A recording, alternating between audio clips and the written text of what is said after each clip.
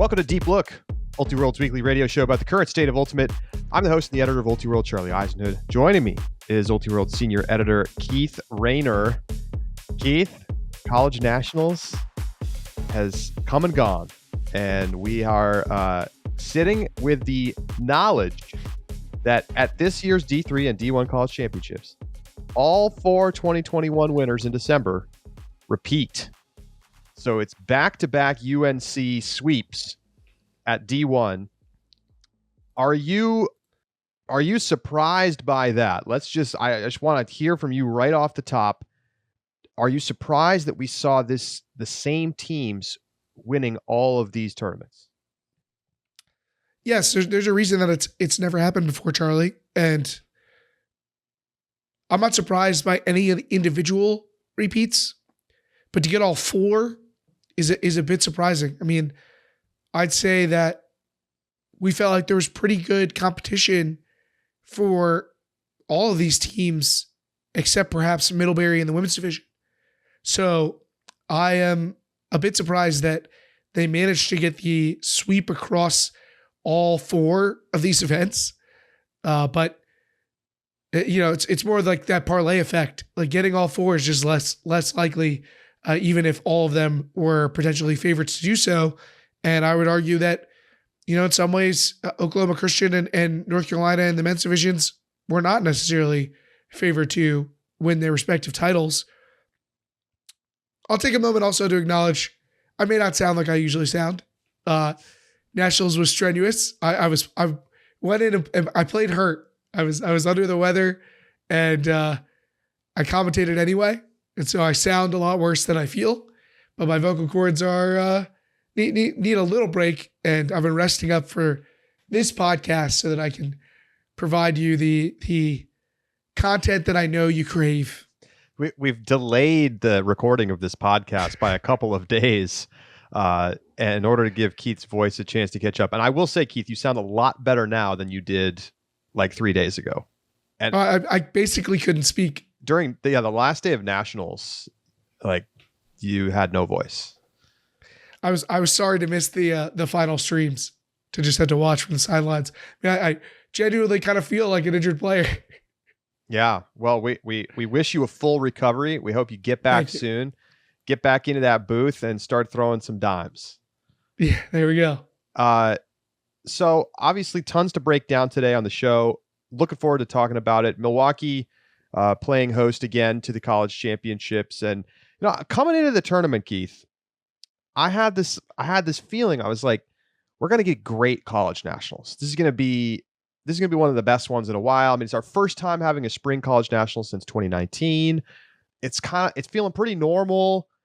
Everybody's ready to go. And what we got was not especially exciting. I mean, I will say this, the women's final, we're going to talk more about it. Exciting game. Very exciting game. Other than that, in the bracket, there were not very many good games. In fact, in the men's division, there was only one competitive game total in the bracket. And that was Georgia beating Texas 14-12. Every other game was a blowout. Every single one. What is that about? I've never seen anything like this, Keith. And I've been, we've been going to college nationals together for 10 years, basically. And I've never seen a tournament like this. It isn't for lack of talent. I think every year it feels like nationals is probably a little more talented. And that includes the teams at the bottom.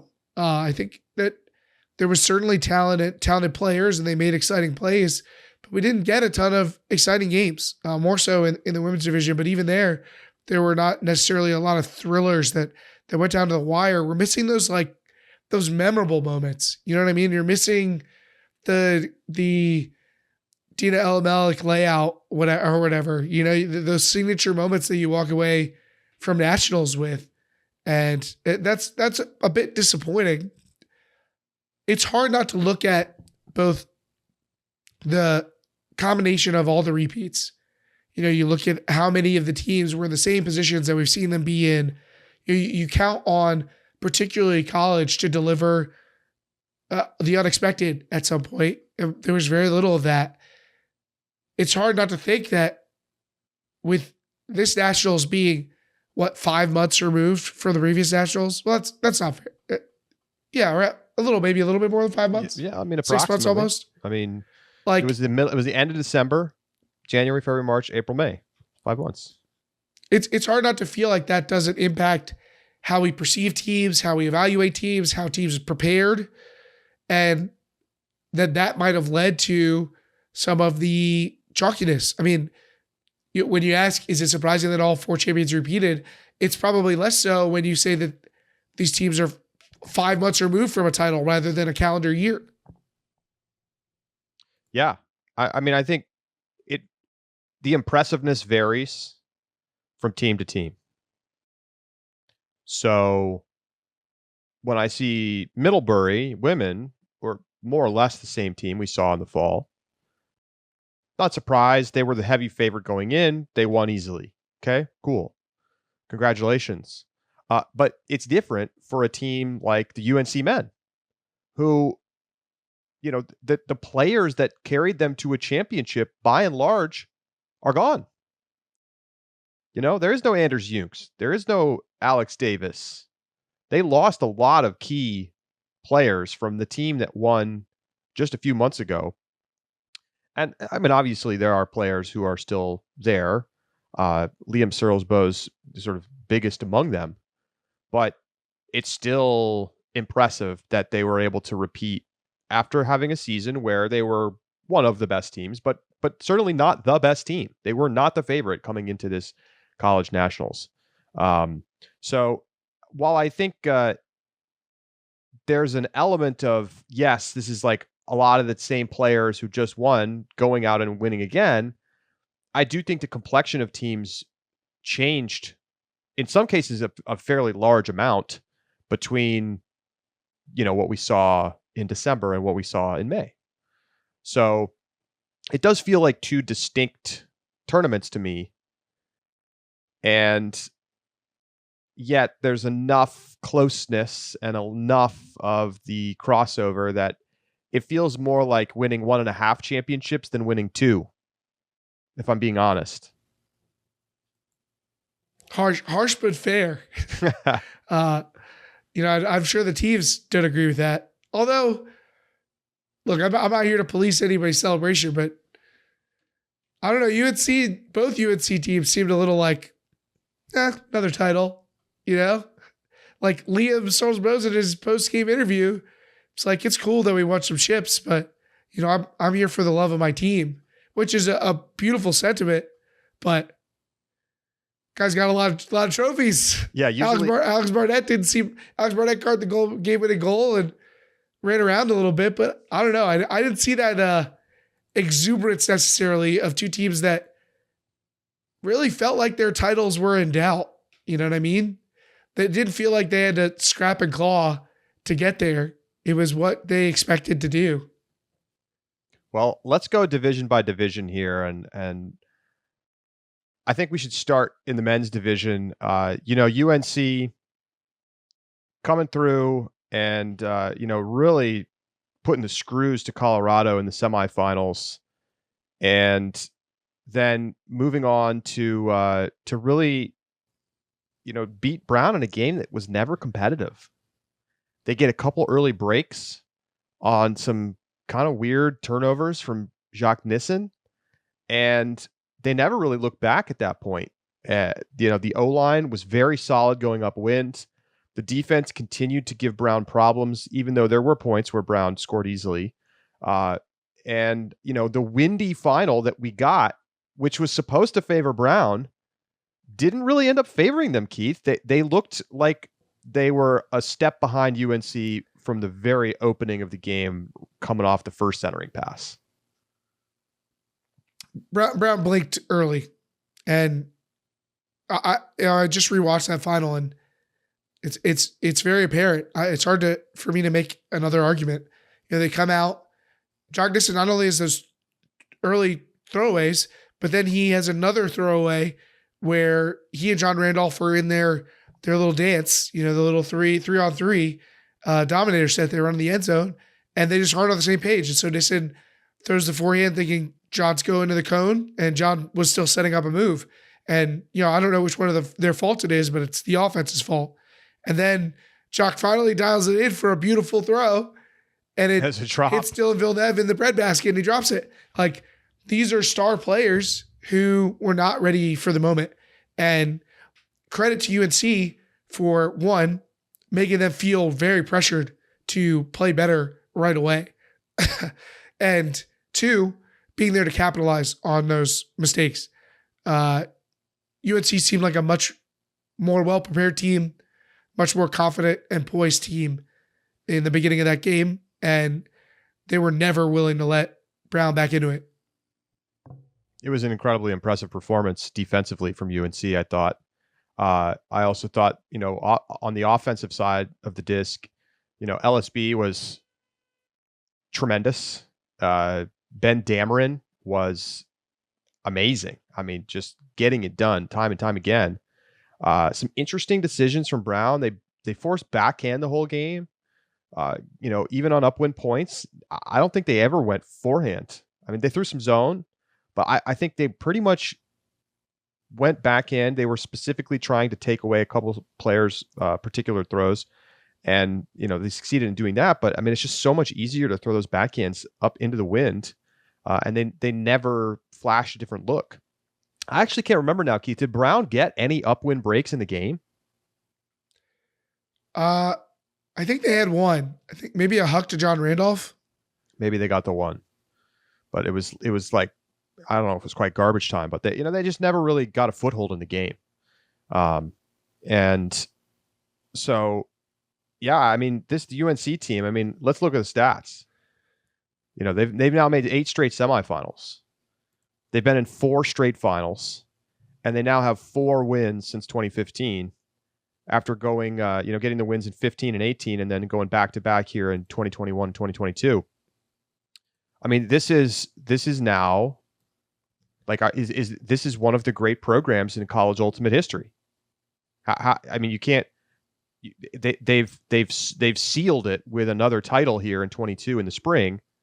How many teams have made 8 straight semis in college ultimate history? I mean, I'm sure we could go into the record books and look it up, but in the modern era, that doesn't happen. I mean, even those great Pitt teams, they've had lean years. Brown hasn't even been relevant for, like over a decade before they kind of had this resurgence lately. Colorado missed nationals a couple of years ago. This is the team to beat. And it's starting to feel like it's inevitable to see them in big games at the end of nationals with a chance to win, regardless of who the names on the roster are. I'm not sure that I can find necessarily a better dynasty in the men's division than what Darkside has built. I think you could probably look at late 80s UC Santa Barbara. Sure, they had the two runs of three-peats. Different game. But they also missed, they also didn't go to nationals in the middle of that run twice. So, they had one three-peat, and then they were in semifinals in 91. Then they didn't go to nationals in 92. Then they were in the final in 93 and the semifinal in 94. Then they didn't go to nationals in 95, and then they three-peat again. So, higher highs, I guess, with the three-peats, but also the lows of missing nationals. So, I think that's probably the only really comparable dynasty. Like, I think Carleton and Pittsburgh and Wisconsin are the other teams you would look at, like Wisconsin in the like mid to late 2000s. Carleton and Pitt, the beginning of the 2010s. Like, I don't really think you can compare them to where UNC has been at for this run of 8 straight. I think that we have to start looking at this as one of, if not potentially the greatest dynasty in college men's ultimate. Do you think Brown lost because of just the early jitters? Or is there something deeper? I don't know that I would say it was just the jitters or that this is like a Brown systemic issue. UNC was incredibly well prepared, and Brown looked much less ready to execute their game plan, even if they had a good game plan. And I don't think Brown responded well, but I also don't think that UNC gave them a chance.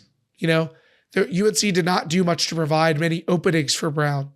And so I'm not afraid to say that I think a team lost a game more than the other team won it. This doesn't feel like one of the situations to me.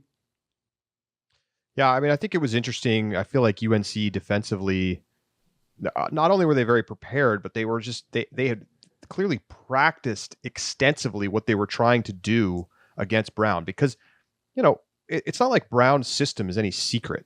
They're not doing things that are particularly surprising. They just have great players who get into isolation situations and beat you one-on-one. But I think UNC did the best job of any team of getting an extra defender into the downfield space where they could cause some issues for the dominator set. And they were poaching off the front of the stack, but they had discipline elsewhere to make it so that they couldn't just, Nissen couldn't just hit a hammer and that was it. Now, obviously, Brown still had some successful O points, but there were a lot of times where there's a little bit of tentativeness. There were a lot more throws than they were typically having to make to move their way up the field, and they just never really looked like they were into the swing of the game. And, this is a great Brown team. I mean, I think I probably I've said it before. I definitely underestimated them early in the season. I picked them to make the final and lose to Colorado. Obviously, that pick was wrong. I mean, Colorado, I just think, is not disciplined of enough team to get past UNC. I mean, my pick feels foolish in retrospect. But I do think that Brown suffered from, to be honest, like a little bit of the lack of depth. I mean, it's a misnomer to say that Brown relies exclusively on like 3 or 4 players, but there's a lot of workload placed on a small number of players to make a lot of the tough throws and decisions. UNC, much deeper, able to play a more extensive team defense than I think we saw from Brown, and really just, outclassed everybody at Nationals. I'm not sure Brown had enough practice getting to plan B.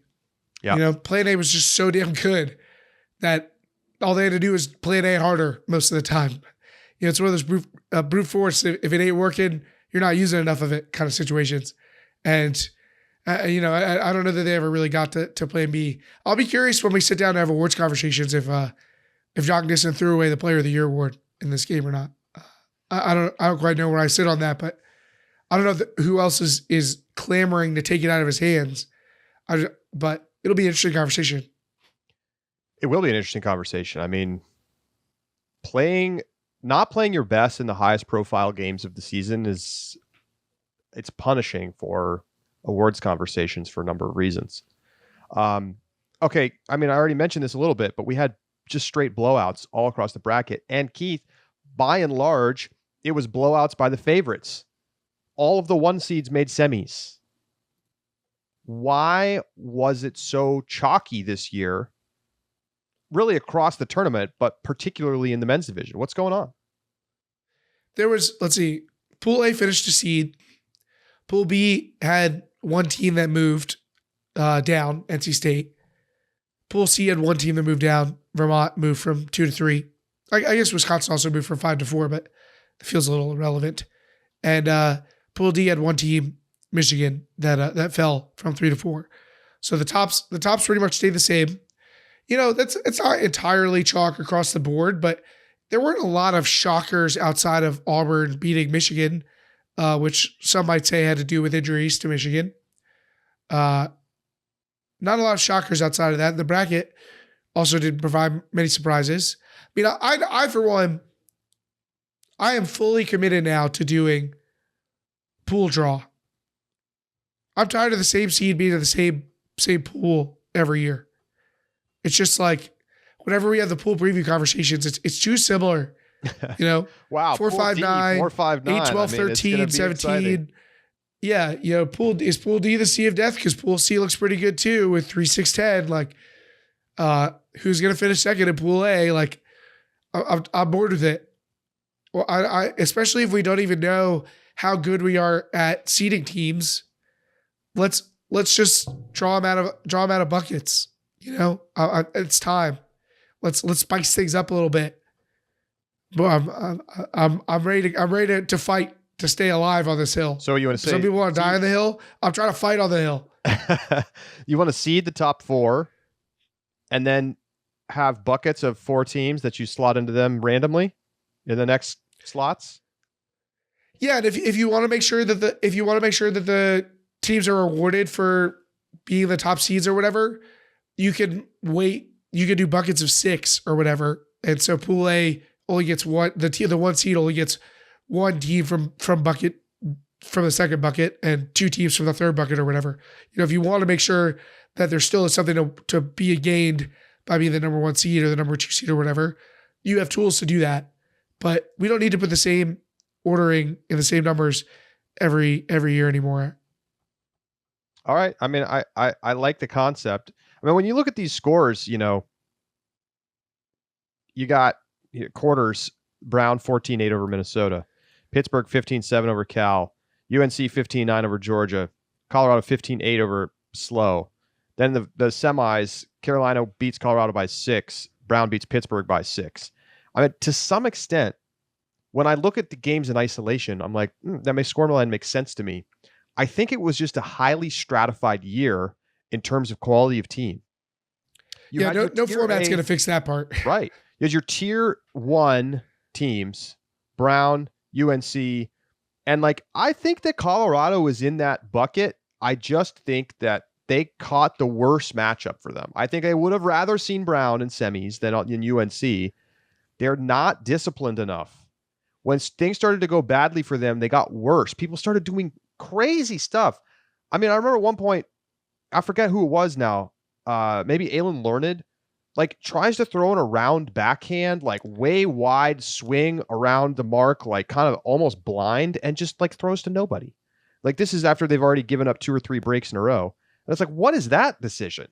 But I just think you're seeing a team in UNC that is incredibly disciplined, has 8 coaches or whatever, against a Colorado team that was Alex Atkins, save us. And Colorado's really good. I just think that they were right there all the way to halftime, and then wheels came off. And so, then you had your tier 2, which was a very clear delineation, Pittsburgh in tier 2, maybe Georgia in tier 2. And then, you go down. So you had all these tier mismatches in these games, and it meant that we had these wide results, 15-9, 15-10, often. And, because of the lack of upsets at any point, we never had 2 teams in the same tier playing each other in quarters. We didn't have the weird upset in pool play that yielded the challenging quarter. Instead, it was clear mismatches from quarters onwards. So interesting to see. I think at the end of the day, a lot of teams are going to come away from this season and be okay, we got to figure out what we're going to do to try to stop these isolation heavy dominator type offenses. The problem I have with it right now is that, number one, it's brutally effective. We're seeing, Carolina runs a lot of it too. Brown runs a lot of it. The UNC women's team ran a lot of it. It's great for keeping possession. You get the disc in the hands of your best players over and over and over and over again. And you're playing in isolation one-on-one situations over and over and over and over again. That's the best way to want to play the game. The problem is it's boring. It sucks to watch. So I need the defenses to figure it out. I need people to go and watch the tape of UNC beating Brown and think about, okay, how do we do this? Because I want the meta to change. This is not fun. I didn't have a lot of fun watching the games this weekend for the most part, because it was just okay, another hold where the defense never even gave any kind of pressure because they're all just committing to playing one-on-one isolation. It's crazy defensively to do that. It is boring. I mean, Brown quickly became the most boring team to watch. It's pretty ultimate. It's great as a coach, but wow, it is not exciting. No. And though a bunch of other teams are aping the same type of offensive skill sets, and why not? Players are getting more skilled, and offense is fun, but not 4 yards at a time. It's not to watch. So let's hope this is not a trend that is going to continue in perpetuity. I don't want to watch the same 4 teams in semifinals every year. I don't want to watch them hold on small ball offenses every time either. So here's a question for you. Is recruiting of elite talent more important now than it was 10 years ago? Or is it less important? My gut instinct says less important. There's just more talent out there to make your name on. And, one great player just isn't enough anymore. So, the days of like so-and-so school picks up, some regional level school picks up one recruit and suddenly becomes, a big national name. I think that's mostly gone in the men's division. But at the same time, we just sat here and watched 2 teams that have been, in 3 of the last 4 semifinals, led by 2 of the most valued recruits in recent memory, go head to head in this final. So there's certainly evidence to the contrary. My gut says that it's not, but I need to be open-minded to the counterpoint here. I mean, it just seems to me when you look at, Brown's resurgence, right? It came on the back of Mac Hecht and John Randolph. And, now it's with chalkiness and Leo Gordon, both also superstar high school players. And it's not that they don't have other solid players. They do. But the reason that they're so successful is that they have these high profile recruits. Now, you're right. Drop John Randolph onto random, bottom of regionals team. And maybe they become a go to nationals threat, but they're not going to win a title just with one guy. But also look at who is making a big difference for UNC. Players that were good youth players, Rutledge Smith, Ben Dameron, Kevin Pignoni. But were those people you were like, wow, that guy's going to be a future Pody. That's a superstar. It's a look fair at point. Georgia. Pittsburgh has Henry Yang. They have theirs, and they have other.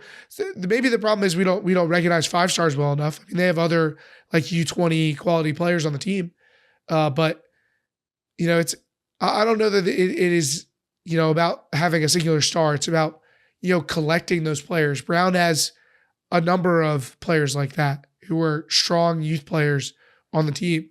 I think it's about building up a number rather than it's just getting the superstar. Sure. And ultimately, coaching has a lot to do with it. I mean, when we look at other college sports, the focus is almost there's so much focus on the coaching because it's widely known to be incredibly important. College basketball, college football, you name it. The coaching matters a ton, and we're seeing it emerge in college. Ultimate, why is Pittsburgh good despite not necessarily always having the superstar recruits? Henry Yang is that guy, but otherwise they have modest recruiting. And they're in semifinals a lot. And that's because of their excellent coaching staff. UNC, it's the coaching. Taking good players and making them great in a system. I think you could say the same thing about Brown. But I also think they are uniquely rich in top-level talent compared to a lot of programs. Always difficult to say with coaching because it's you end up looking backwards a lot. The teams that did well were the teams that were coached well. Or was it the other way around? Look at Stanford in the women's division. To me, the coaching is it's the obvious reason that team is as successful as it is. So before we move on, I do want to talk about Georgia. This is a team that we saw in the national final in 5 months ago. Basically the exact same team. Compared to other teams, they had no alums, so it's more or less the same team that took the field 5 months ago, and now they're playing against teams that lost 6th and 7th year stars. Why did they bounce out in quarters and never really look like that team at any point this season that was going to go and challenge for a championship? Neither. Well, I guess you picked them to semis. I did not pick them to semis. They got a tough draw ultimately, I at first I thought, I said this at the beginning of the spring. What if Georgia was just a team that got hot for 4 games in December? What if they're a good team, not a great team, but everybody's mistaking them for a great team? I'm not necessarily sure that was ended up being the case. I mean, they lost pretty sizably to both Pittsburgh and North Carolina, and that ended their run.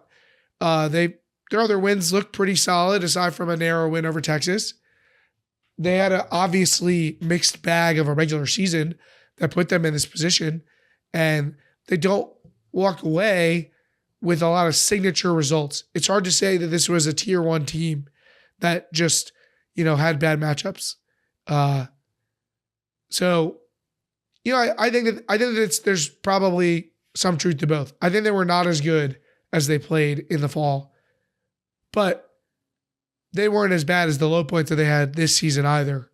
They were still a pretty strong team, but not good enough. I mean, they were just a step behind those tier 1 teams. I think that's clear. Yeah, I think that's right. I think we saw Pittsburgh be Pittsburgh again this spring. And, you look at, if you ignore Smoky Mountain, where Georgia clearly just kind of no-showed it. Queen City, they beat everybody, lost by 2 to UNC. Easterns beat everybody, lost by 2 to Brown, lost by 2 to Pittsburgh. And then at Nationals, lost to Pittsburgh, lost to UNC. Beat everybody else. Mostly pretty handily. At the end of the day, they were probably a top 5 team at the tournament, and they just got, they're in a pool with a team that had already beaten them and was a little better than them, and then they had to play the champion in quarters. Sorry. Hayden Austin-Knapp is tremendous. I think, clearly showed up, justified his Player of the Year win last year, led the team in both goals and assists. That was a 14 goals, 13 assists. I mean, putting it down. 27 over the course of a weekend that's a very nice stat line, especially when you get bounced in quarters, since you only play the 5 games. Great team, just not good enough to get past the best teams. Being the 5th best team puts you in the bucket with the other teams that are like, 6 through 12 or whatever, because there's only 4 semi slots. Sorry, let me quickly correct myself. It was 13 goals, 14 assists for Austin-Knapp. The second place, we're going to look at some stats real quick. The second place goal scorer at Nationals was Ben Dameron for UNC. He had 17 goals. The first place, Keith, was Benjamin Hoffman from Utah State. How many goals do you think that he had? He was a big topic of conversation in the tent. So I don't know the exact number, but I know it's a lot. You said Dameron at 17? 17. I'll say third place was 15. For a lot of people, 14, 13, 12. I'll say 26. 27. 32. Whoa. 32 goals in 5 games. And I actually want to look and see if they assigned statisticians to the consolation games, because it's at least possible in my mind that they didn't. So let me pull up Utah State. But I mean, he was they have recorded stats. They do. Okay. All right. So in 5 games, so what is that? 5 into 32 is 6 and change. I mean, to average those kinds of numbers is remarkable. 32 goals. Believe he's a freshman as well. He is listed as a sophomore in the USAU page, which doesn't necessarily mean he is. But, Garrett Martin had 25 assists for the team, and that puts him atop the assist list. So, Utah State, they had their dudes, and they went to work. 2-man game. Andrew Roy, big numbers. Yeah, Andrew Roy, second in assists with 23. Clearly one of the most impressive handlers at the tournament. Got cooked, though, by Pitt in quarterfinals. John Randolph, third in assists with 21. And then down from there. And other notables, there.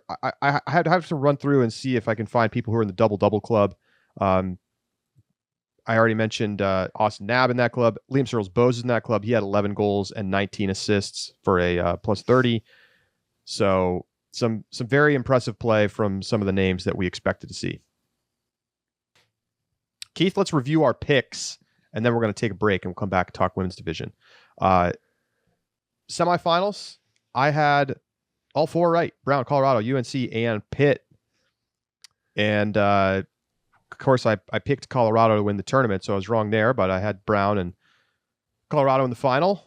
Keith, you had Brown and UNC correct, and Colorado, but you missed on Georgia. You had Brown and Colorado in the final, and you had Brown winning it. So we both missed on the winner this year. And I think that speaks to how well UNC played. Indeed. I didn't expect them to turn on the way they did in the final. So they really were impressive. Hats off to them. Maybe I should have underestimated the program, but they lost a lot of talent. But the most shocking result really was how thoroughly they beat Brown in that final.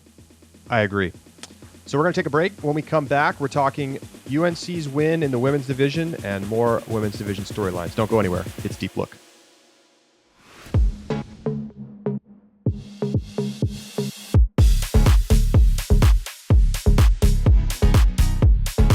Welcome back to Deep Look. UNC Pleiades in the women's division, also going back-to-back. They defeat Colorado 12-11 on Universe Point in the final in a game that Colorado really clawed back in, even got the disc on an upwind D point on the final point of the game, but could not convert. It was a struggle for them all game long to try to get up into that upwind end zone, and UNC got it back, and Ella Youngst and Alex Barnett went to work, and Alex Barnett caught the game-winning goal.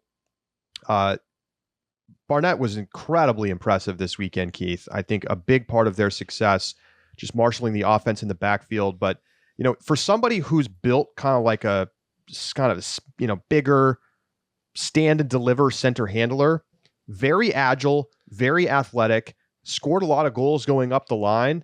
And I thought that UNC just had, they got it done with the players that they had, even though they were missing some of the big, handler stars from the fall. Did the final feel as close as like a double game point final to you? I was going to ask you the same question. Too late. I felt very confident that UNC was going to win even when they turned it over on the final point. I kind of agree with that. I do think it was a close final. Like, don't get me wrong, but a point doesn't quite feel like it does it justice because Colorado was pulling with UNC going downwind on the last point. Like, an upwind break is just worth more than one goal, so to speak. And so that I think it's a tough task to say, hey, let's get an upwind break to win this game. But it's still an impressive effort on Colorado's part, not to take anything away from them. But, if I were scoring this game, it would be more like 12.8 to 10.2 than it is 12-11 or whatnot. That said, yeah, Alex Barnett, not only did she step up, but she had to. I mean, there was no real alternative. I don't know that this team has another player who could fill her role had, she had to go down with injury or whatnot, or wasn't playing well. They were really rich in handlers in previous seasons, and it was a big step up. Having to fill Bridget Meisner's shoes is a big ask. Even with Ann Worth back, that is not necessarily her skill set. And Barnett had to be the one throughout this whole season. And a very impressive performance from Alex Barnett, who came up as a D-line handler. Like, I think is not necessarily a defense first player, but that had been the role that she had taken on for this team, and to step over an O-line and perform the way she did, I think that's a huge, maybe one of the biggest reasons that they won this title. Does UNC win if Ann Worth doesn't play? Probably not. I kind of agree. I think she was the difference maker, Keith. When you look at the box score from the finals, and if you're a subscriber, and we hope you are one, and if you're not, you become one, we have full box scores. We track yardage and all of the typical counting stats. There's an article up with the finals and semifinals box scores. Anworth had the most yardage of any UNC player in the final, 381 yards. Most of that receiving, but about a third of it throwing.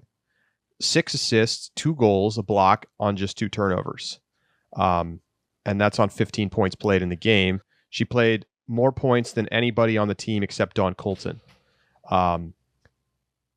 We knew, Anworth was at the top of many people's lists of top college players in 2019. Yeah. Yes, Keith. Maybe mine too. I can't remember. I think so. But, consensus top 3, easy. And comes back, coming off the ACL, and looked fantastic all weekend. I mean, maybe not quite to the highs that we saw before the injury, but that's to be expected given that she's only been playing in competitive games for like 6 weeks. But I thought she was the real difference maker out there. I don't think she was their best player necessarily, but I think without her, it would have just put a lot more pressure on Ella Jungst and Barnett and Colton. And I don't know that they would have had enough to be able to get the kinds of consistent holds they were getting, particularly going upwind in key games, which, really they had tough tests in quarters too against UBC. I agree that like that domino effect of having to cross more players over, of having less flexibility. Teresa Yu got hurt in part during the final and had to miss some points. Like they had the flexibility, I think, to handle injuries like that because they had Ann there, and put so much less pressure on some of their other players. And I think that's a big part of playing well throughout the tournament for this team. I certainly think it's possible they could have won without her. I mean, they're the best team in the regular season without her. So I do think they could have won, but given that they had a couple of really tight ones in quarters in the final, you got to think that she's worth the 3 goals that they won those games by. Yeah. And I think she just bailed them out of situations a lot. Like there would be times when the stall count was getting high, and then either she or Ella would just make a really good open side cut and get separation because they're so fast. And it kind of played out exactly as you would have expected it to play out with their offense. They ran a lot of dominator with Ella and Barnett and Jungst, and sometimes you as well, who I thought was very effective this weekend in kind of that secondary handler role. And Colorado, led by Cleo Phillips, Stacey Gaskill, I thought they got very good production as well from Kleinkopf, who had 460 yards of offense in the final. Very, very impressive. Phillips, particularly, 3 assists, three blocks, 328 yards, took the biggest, most difficult throws a lot of the time. I mean, the story for Colorado really was they just could not get breaks on this UNC O-line. I mean, which speaks to the quality of the defense of the UNC O-line, which I thought was one of the biggest reasons that they were so successful this weekend. This was not a clinical offense that never coughed it up. They turned it over plenty. But the thing is, it just constantly got it back. In fact, I think they would have won this game by 2 or 3 more breaks if they had been willing to cross over more of their top O-line players more. I was shocked to never see Ella Jungst crossover or Barnett crossover. What are we doing? I mean, let's look at the numbers here because we actually have them. Barnett played 0 D points. Ella Jungst played 0 D points. They literally did not play a D point. My guess is that the coaching staff decided, we need to make sure that we get our holds every time. We do not want to risk tiring out our O players. But given the defense that I saw from Ella Jungst this weekend, it made absolutely no sense to me. And the throwing ability of Barnett going upwind made no sense to me to see them never cross over I think this could have been an easier, more comfortable win. Yeah, I mean, Teresa Yu was one of the players I think who was crossing over, and she crossed over for 3 points and they scored all three on defense. So yeah, there's some precedent that bringing those O-line players who are great defenders. I mean, I just talked about Alex Barnett marshaling the D-line in previous years. Like, it doesn't take a rocket scientist to figure out that L. Youngston and Worth have defensive value. But I think that there was something to be said for the fact that UNC was able to have those players really focus on making sure that they were converting downwind and making sure they weren't giving up those upwind breaks and being able to turn to the depth. I mean, that is a luxury they've built up. And, having Sydney Rader and Grace Connerly, most teams don't have that. Those players have to be their main offensive engines too. And, there's a bunch of players on this team who, they're kind of their faceless army, the players that aren't big superstars, that don't have a big backgrounds, that, maybe do kind of the yeoman's work for UNC. And they were solid, not spectacular, but they did enough to get the win, even when they had to match up with stars on other teams. Yeah, I mean, I was looking at the wrong box score. When I was looking at that crossover stat, that was from UC Santa Barbara. That is my mistake. So don't quote me on the 3 for 3. She only played 1 D point in the final. I was going to say that. That there were points. I mean, I forget how many turnovers there were in the point, but there was a point at the end of the first half where Colorado's O-line had like 10 to 15 turnovers on 1 point. And UNC had obviously that many chances to go upwind and score, and they just couldn't do it. There's a lid on the end zone. And those moments where I think they went 2 for 27 on break chances. That's like, that shows you the quality that the defense brought to the field, but they just couldn't get it done offensively after they got the turnover. But that's why the game didn't feel as close as it was, because UNC had been the better unit overall on both sides. And it just, they let Colorado hang around, and then Colorado gets the one upwinder, and then, we end up going to Universe. So fascinating game. Colorado is going to be real tough next year. I'm already on the record picking them to win the 2023 college championships. This UNC team's not going anywhere, though, Keith. I think we're going to see them stick around and be a competitive side for the foreseeable future. I'll be curious to see how UNC continues to develop. What Teresa Yu and Grace Connerly, and then in players down the roster. Like, are we going to see more big time recruits? When they run out of their Don Coltons and their Ella Youngs, is this going to become a quarter semifinals team? Like, where's the star power going to come from? Now, Erica Birdsong is like a U20 player. Like, is she the next star of this team down the line? Is she going to end up being a key presence for them? Those are the kinds of questions that I don't know about with this UNC team. But certainly in the short term future, they're going to be, number 1 or number 2 probably coming into the power rankings next year, presumably with Colorado. How good is Stacey Gaskill going to be next year? Stacey is amazing. I mean, she and Chloe Phillips, I think, made pretty good cases to be All-Americans and be in award podiums.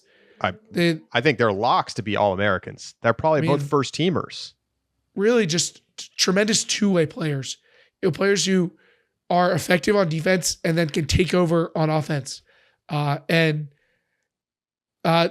just a rare skill set, a rare level of combination of athleticism and skill that they possess. But Gaskill has such an imposing physical presence and a lot of poise that I think makes her particularly well suited to lead a championship quality team. Yeah, the pulling was remarkable. This ability to defend in the deep space, the ability to just make tough throws. I mean, you can see the athletic difference from an Olympian. So it's not like it should come as some kind of surprise, but I mean, it still feels like she's discovering how to play her best ultimate. she's been a known quantity as a strong ultimate player for a number of years, but like, I think we really saw the step up to the next level this season when they were on the field. And yeah, I mean, I think she's got the potential to be, if she decides to pursue ultimate seriously moving forward, like we could be seeing the emergence of like a next serious club star. Like that's how good I think the talent is here. And that's why I'm just so high on this Colorado team next year, because not only do they, get another year of Stacey Gaskell, but they're going to pick up, some people off the injured reserves. And UNC's taken a little bit of a step back in the talent department. Love the potential for this team next season. How crazy would it be if one day Stacey Gaskell is playing for a World Games team? I mean, it's not out of the question. I mean, it's really not out of the question. I think it's a matter of like, where does the prioritization go? 4 years from now is another Olympics. Like she's going to be thinking about that. You can't. She should play disc golf for real though. Like, oh yeah. I mean, with the polling we saw this weekend, I think Stacey could be an elite disc golfer on tour, just like Ella Hansen has done. I mean, it's very, very, very comparable. And there's money in disc golf, Stacey. There's a lot more than there is in ultimate. That's for sure. Claire Chastain is screaming right now to not talk about this. So what? Okay, Carleton, Keith. Carleton again, not making it to the final, and who knows what could have been.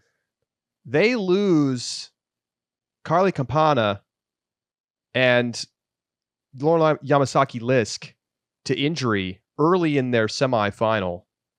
And honestly, when I heard that Campana went down, particularly, I was like, it's a wrap. They're not going to win this game. Carly was their most important player in the tournament, one of the best players in the country. And I felt badly for the Syzygy team that just seems to be snake bit by injuries and absences at the worst possible moment. It's tough for, this is a team that had the absences in last fall.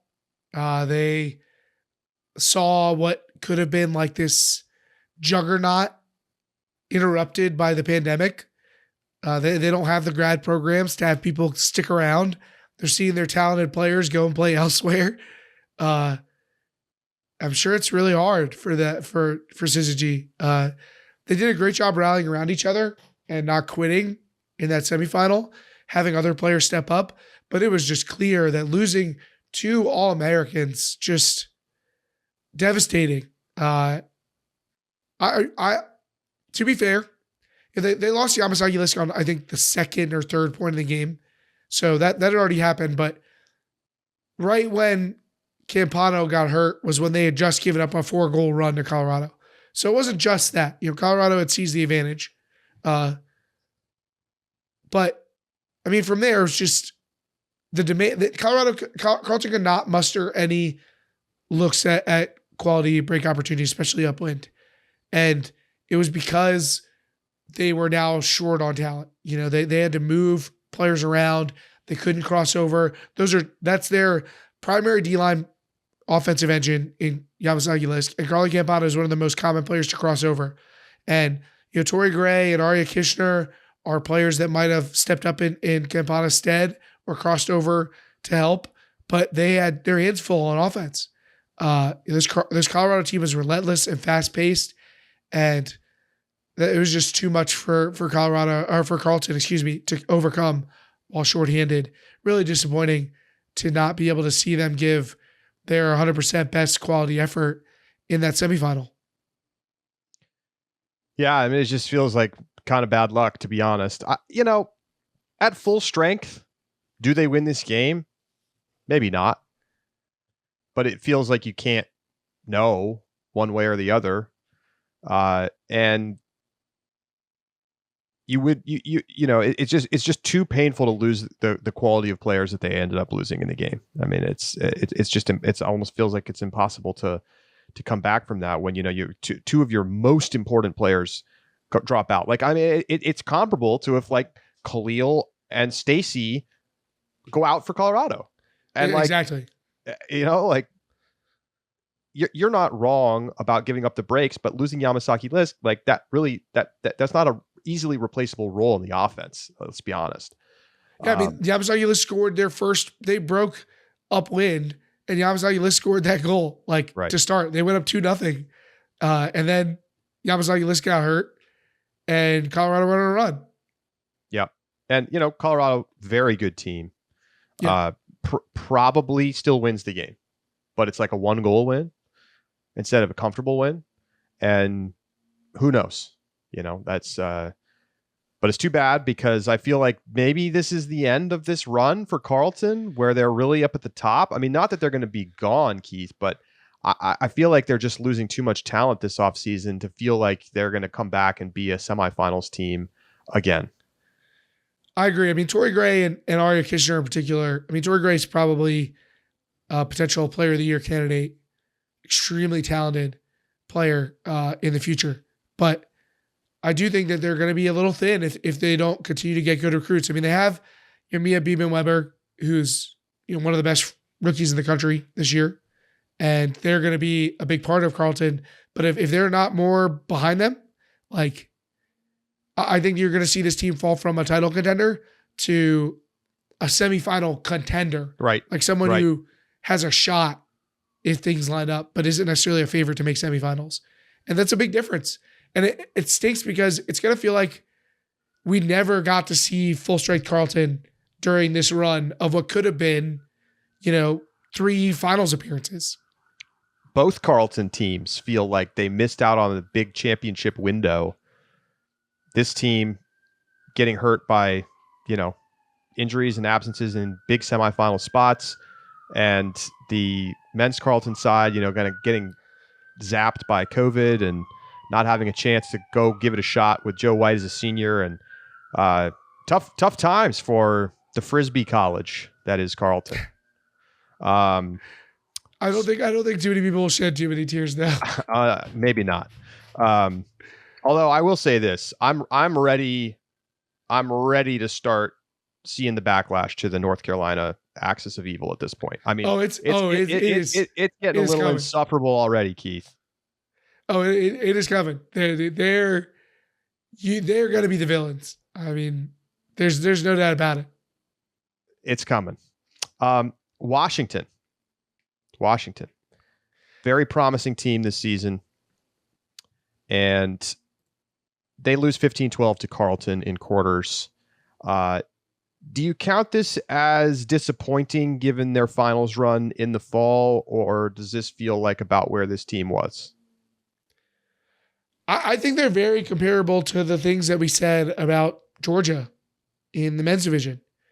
They had this great run in the fall. They returned pretty much everybody. They had the player of the year. Expectations are high, and they were outclassed in that game against Carleton.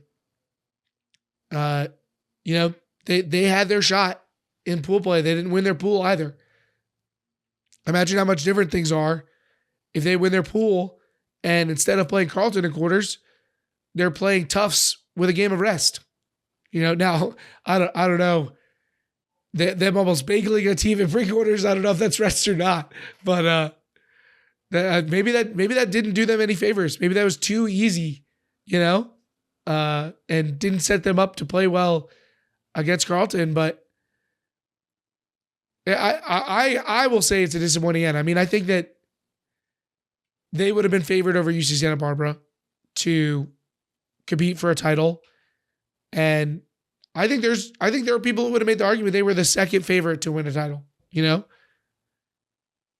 Certainly possible. I mean, I think you only get so many chances at those big games. I think they look squarely a little worse than Carleton. And I think they look squarely a little worse than UCSB. And I don't necessarily know that means that they weren't a great team. I just think it was tough. I mean, you look at the stat lines of some of their top players, and it's pretty impressive. I think one of the problems they had is that, honestly, I feel like they had too many players involved getting too many touches. Like you look at what the top teams were doing, they were really concentrating the throws and the key touches into their hands of their top players. And if you look at Carleton's stats recorded from the weekend, Washington stats, what do you see? Well, you see Abby Hecko with 10 goals, 8 assists, had 10 turnovers. Steph Phillips had 15 assists and 9 turnovers. But there's a lot of players with 3, 4, 5, 6, 7 turnovers that are not recording stats in it to near the same extent. And I just wonder a little bit. It's like if they had done more to get the ball to Abby Hecko and Steph Phillips with consistency in whatever kind of set you wanted to run, I wonder if that would have helped them be more successful, because I felt like sometimes there were points that go by where Abby Hecko didn't touch the disc, and that doesn't make sense because, this is the best player on the field in most matchups. I think that it's fair to say that their depth kind of failed them. Like, not that being a deep team was the problem, but that they were asking those players to step up and they didn't quite deliver. I thought, Iki Elmi had a great tournament, but that they were really building around, hey, we want to be able to get, we want to have 20 players who can go on the field and make an impact. And they were giving touches to a lot of different players. They were getting a lot of players in key defensive matchups. They were really all in on being a deep team. Maybe even more so because the narrative of like, oh, Abby Hecko is so incredible. Like the star is carrying this team. Maybe the team took that personally and they're like, we don't want to be that team. We want everybody to be a star. And I don't know if that necessarily served them the best. Yeah, I mean, I just think, you look at the trends we're seeing at the top teams and the offenses that are, getting to the finals, and it's concentration. It's ISO. It's, depth is important. You need to be able to have a D-line that can go out there and get the block and put in points. But you also need to recognize when it's time to run a 14-person rotation. I mean, you look at the finals, I think Colorado had 18 players get minutes in the game, and UNC had 17. Might be vice versa. And, the top 10 players got the vast majority of the points. And that's not a surprise, right? In the biggest games, you got to do that. So something maybe that Washington can think about. Hecko's got to be coming back, right? She's not even a senior yet. Yeah, I think she's got another year. I like the future. I like the future for this Washington team. I think there's plenty of talent there. Iki Elmi, extremely impressive. I also thought she played great in the Color of Ultimate game before the finals. I mean, she had 9 assists and just 7 turnovers. So pretty good numbers on the weekend. I'd honestly like to see her get more touches, probably. Same kind of story. So we would be remiss, Keith, if we didn't talk about this one. Vermont up 8-5 at halftime in quarterfinals against Colorado. They lose 15-8. They get outscored 10-0 in the second half. Excuse me? What happened here? What happened here? You maybe should have given a warning there in case any Vermont listeners wanted to turn it off. That's as soon as I said Vermont is up 8-5, they already clicked it off. That is a haunting performance. I mean, wake up in the middle of the night, see the numbers 8 and 5 next to each other and have to take a deep breath. You know what I mean? Like, Every time it's summer league for the rest of your life, when you're up 8-5 at half, you like give a 3-minute speech about, what you need to do in the second half to make sure you close out the win. Look, I'm not going to get into specifics, but there's a team that I'm a fan of, a football team. And people quote a score to me. And every time I see the score, I get sweats, so this is a tough one for anybody to look at. And it was shocking. I mean, it was pretty surprising that Vermont was up 8-5. That was like, surprising. Whoa, that was the first big surprise of the weekend. Yeah, this is the upset. It felt like Colorado was the worst matchup for Vermont. Even Vermont's coaches told me, man, Colorado's not who we want to see. Like, we're a big athletic team. They're a big athletic team. And bigger, more athletic, more skilled. Yeah, and it started to get windy, so it felt like the deep game could be a big factor. Wow, what a comeback for Colorado. I mean, I just want to put it out there. Colorado's D-line was number 1 of the tournament. Not a question. That's fair. That is an all-time, tough L. That's a I hope brutal he one. didn't have money on Vermont to cover. That's the brutal one. It's one of those ones where it snowballs, you make a couple mistakes, you start to get a little tight, and then it's just like, you drop the centering pass or whatever, and it's curtains. But you start to wonder, like, is this really happening? You give up 6, 7 in a row. You're like, it starts to feel surreal. You're like, am I at Nationals right now? And we're not going to score in the second half. That is, I've been in the midst of big comebacks, both as a player and a coach, against my team. And it at a point, it starts to feel like you're out of control. It's everybody talks about controllables and uncontrollables. It gets hard to feel like there are controllables at that point. Oh, man, that was a crazy one. It was crazy. Like I'm producing one of the other quarterfinals. That was the Carlton Washington game.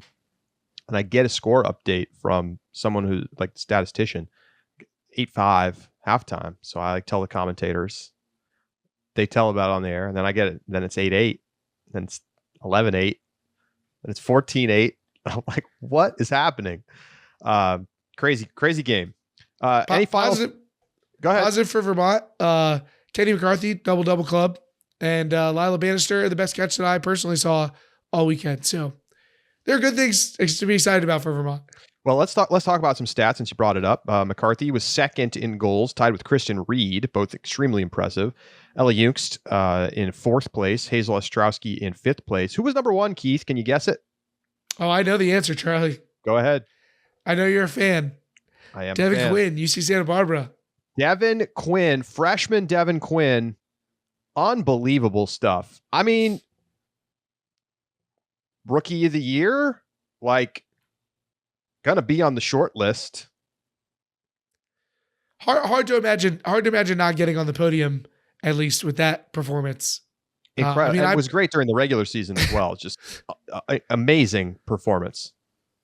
I mean, I personally, was calling a game where she scored like 6 or something. She's just totally unstoppable. Yeah, she scored 6 on Washington. They just she just kept roofing everybody.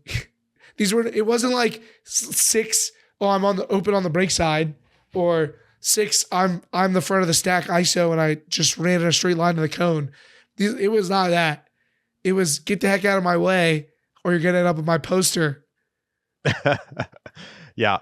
Some super athletic layouts on offense and defense. Just like a player we're going to be watching for years to come. So in the assist category, number 1 feels appropriate. It was Ava Hanna, UCSD. She had 30 assists. Ridiculous. All the top 5 were all just fantastic players this weekend. Julia Hasbrook with 29. Double. Marie Perivier with 27 for Georgia. A bit of a disappointing weekend for Georgia. They're losing to FSU, team they'd beaten pretty comfortably in the Southeast final, I guess. Yeah. They lose to them in pool play. Alex Barnett with 23 for UNC, and then the incredibly impressive Madison Ong for UBC, who, I don't want to say single-handedly, but was a big part of the reason that they were hanging with UNC throughout the quarterfinal. Arguably, I guess the final was closer, and ultimately, Colorado had the disc with a chance to win, but UBC put up one of the best games on UNC all weekend, and Madison Ong was a big part of that. Nasty inside breaks, just all around field marshaling, crossing over and making things happen on defense. Awesome player. Charlie, can you be an All-American if you're Canadian? Oh, you can. That's. I mean, Eleanor Young did it for Amira Donaldson for years. I mean, I think they had 5 straight years with at least one All-American, but it's funny because they're Canadian. So one other thing, actually, you know what? We're going to talk about this in our subscriber bonus segment. We had to talk about the observing and the yellow cards. Big story at Nationals. There were many. There's been a policy change, folks, and you can tell. We're going to talk about it in our subscriber bonus segment. It's called Out the Back. become a subscriber for less than $4 a month at ultiworld.com/subscribe, and you can listen to that right now. So that's going to do it for this week's edition of Deep Look. Thank you so much for tuning in. For Keith Raynor, I'm Charlie Eisenhood saying so long, and we'll talk to you next week right here on Deep Look.